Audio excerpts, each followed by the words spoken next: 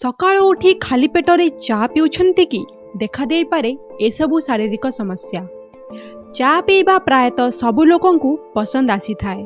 सकाळु उठु उठु चार मजा प्राय समस्ते नहीं थांती।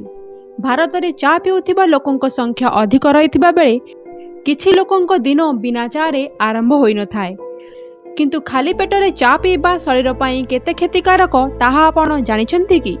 जदि आपण सकाळु उठी खाली पेटरे चा पिउछन्ति तेबे आजि ठारु एही अभ्यास को बदलांतु।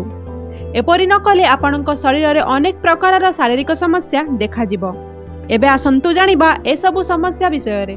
खाली पेटरे सबुदिन सकाळु चा पीवा द्वारा पुरुष मानक ठारे प्रोस्टेट कैंसर देखा जिबार आशंका रही थाए बोली एक गवेषणारु जणा पड़िछि। चा रे रहिथिबा तत्व गुड़िक पेटरे एसिड को बढ़ाई थाए, जहा द्वारा अल्सर एवं एसिडिटी रो समस्या देखा देई थाए। सेथिपाई खाली पेटरे केबे हेले चा पियंतु नाही। गवेषणा अनुजाई जे लोक माने खाली पेटरे क्षीर चा पी थांती सेमानंक पाखरे थकापणा समस्या देखा देई थाए। एमाने कोनोसी काम करिबा परे शीघ्र थकी जांती। चा रे क्षीर मिसाइले एथिरे थिबा एंटीऑक्सीडेंट गुण सरी जाई थाए।